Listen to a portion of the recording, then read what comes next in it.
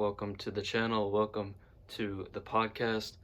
Um, my name is Timothy and I am your host.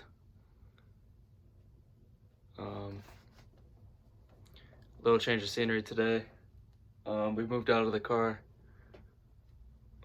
temporarily for this video, and we're in a new space, as you can see. So we're gonna try it today, and today I want to talk about purpose and I want to talk about meaning, and there's no better way to go about that than Viktor Frankl's book, Man's Search for Meaning. If you haven't read this or listened to it, it is free with a membership on Audible. I say free, but you have to pay for said membership. However, this does come along with that. So if you've not invested any time into this book, I highly recommend it.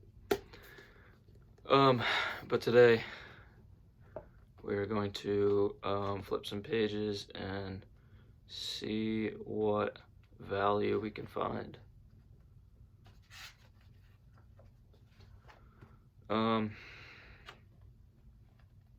So why is it that the meaning of life is such an important and timeless question? And why is it that we've developed things like science and philosophy and theology in order to answer this question? And I think to answer that, we have to ask, what would we do if we actually obtained the meaning of life? And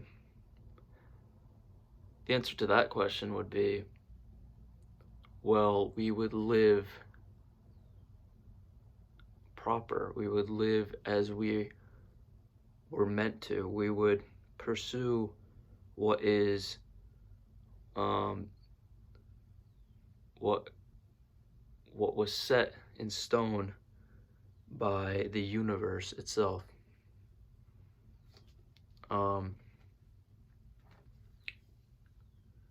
And so to find meaning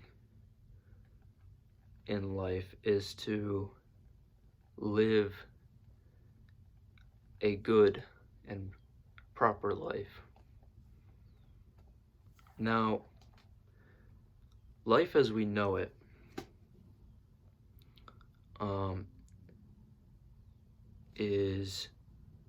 it's pure suffering, okay? Rene Descartes said that reality is thought. He says, I think, therefore I am. Jordan Peterson quoted him and then said, he's wrong. I suffer, therefore I am. Because nobody denies their suffering. And this is a really good point. Life is nothing but suffering from the day you were born and you are crying in your cradle until the day you grow ill and die.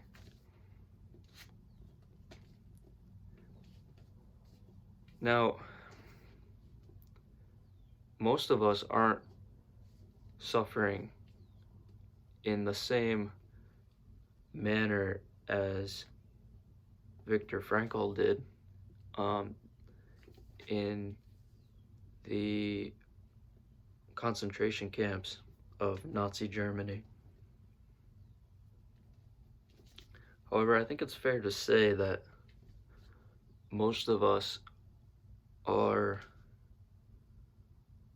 most of us, that all of us, to some degree, are suffering our own hell in our lives. And so the question is, how do you find meaning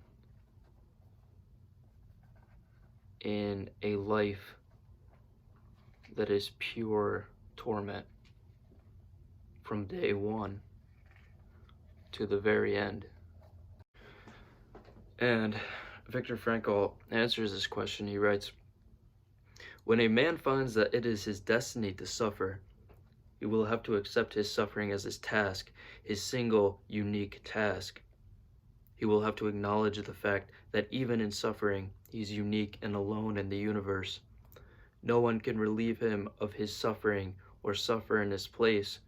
His unique opportunity lies in the way in which he bears his burden." And then he relates it to his situation. He writes, "For us as prisoners, these thoughts were not speculations far removed from reality. They were the only thoughts that could be of help to us. They kept us from despair, even when there seemed to be no chance of coming out of it alive. Long ago, we had passed the stage of asking what the meaning of life, a naive query which understands life as the attaining of some aim through the active creation of something of value. For us, the meaning of life embraced the wider cycles of life and death, of suffering and of dying."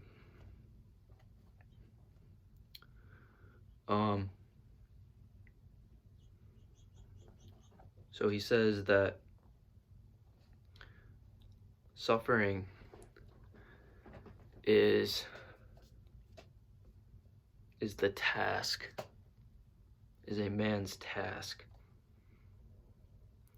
This is very Nietzschean, in the sense that Nietzsche was an existentialist that believed that we should not deny our suffering, and that we should come into it and embrace it, and in doing so, we make amends with it. And so we begin to not treat it as as something that deters our experience through life, but as something that enhances it.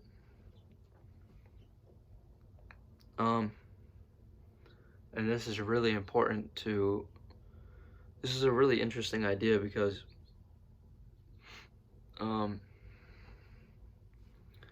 most of the things in your life that you want to obtain are going to ask of you to suffer. And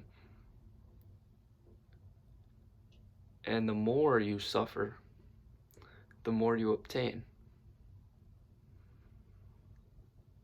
And so we need to at some point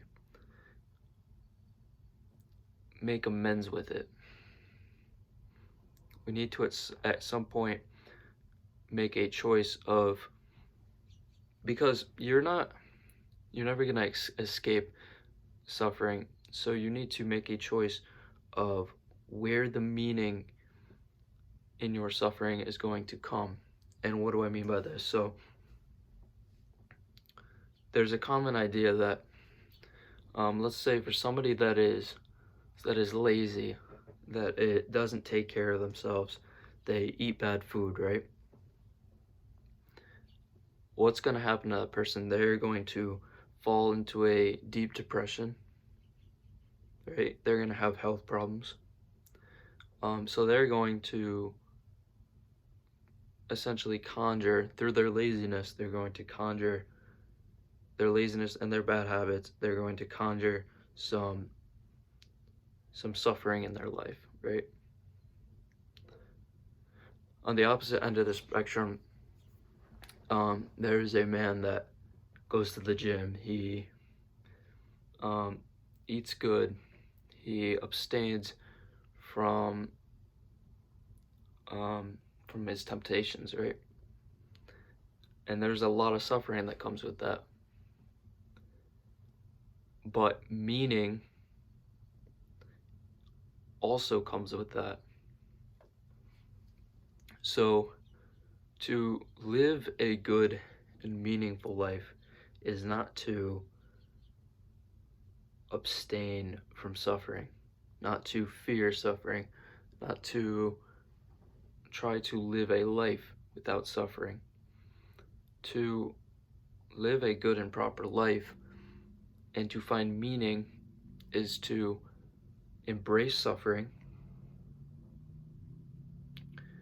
in a manner that breeds growth, and with that comes meaning. Now onto page 101, Frankl writes, "The meaning of life. I doubt whether a doctor can answer this question in general terms, for the meaning of life differs from man to man, from day to day, from hour to hour. What matters, therefore, is not the meaning of life in general, but rather the specific meaning of a person's life at a given moment. To put the question in general terms would be comparable to the question posed to a chess champion. Tell me, master, what is the best move in the world? There simply is no such thing as the best or even a good move apart from a particular situation in a game and the particular personality of one's opponent. The same holds for human existence. One should not search for an abstract meaning of life. Everyone has his own specific vocation or mission in life to carry out a concrete assignment which demands fulfillment. Therein he cannot be replaced, nor can his life be repeated. Thus everyone's task is as unique as his specific opportunity to implement it. As each situation in life represents a challenge to man and presents a problem for him to solve, the question of the meaning of life may actually be reversed. Ultimately, man should not ask what the meaning of his life is, but rather he must recognize that it is he who is asked. In a word, each man is questioned by life, and he can only answer to life by answering for his own life. To life, he can only respond by being responsible. Thus, logotherapy sees in responsibleness the very essence of human existence."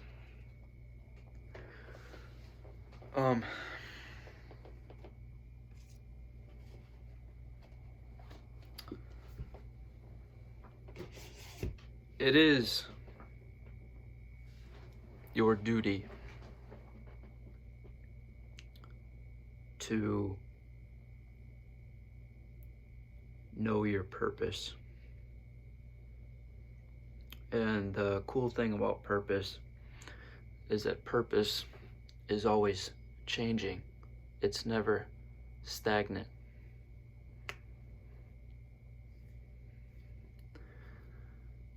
So your mission today could be different tomorrow. So this whole idea that there is an overarching meaning to your life is what is truly going to weigh you down. Take a moment to ponder one mission, one goal. And it doesn't have to be something crazy, right? Maybe there's a career you want to pursue. Maybe you want to build a body in the gym. Maybe you want to, I don't know, maybe you want to open a business. That is your purpose. And once you have found that, it demands your utmost attention, period. And so you are going to pursue this. And once you've obtained it, the meaning of your life is going to move to the next thing. Now, we need to be sure when this happens that your previous obtainment is not diminished. Because as I said, your purpose requires your utmost attention. Therefore, to a degree, you're going to have to make time. You're going to have to push aside everything else to obtain this goal. So let's say you start a business. And you have completed your purpose, right? You've finished your purpose. And now you need to maintain it. So you put enough time into your business, therefore it does not fail, does not crash, but you don't put so much time into it that you don't have time to pursue this next thing, right?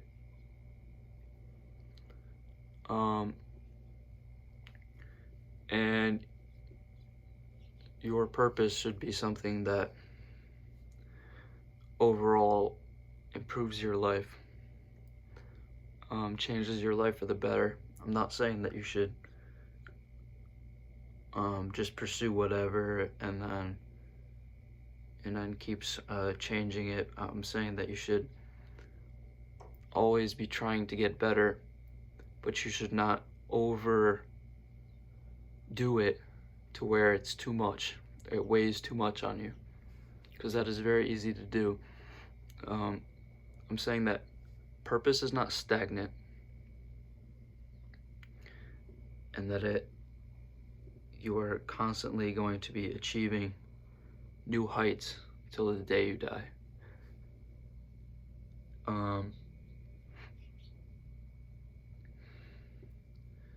And that is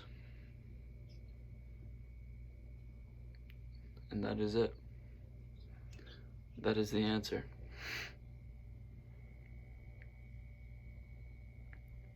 So how do you live a purposeful life? You single-mindedly pursue a goal.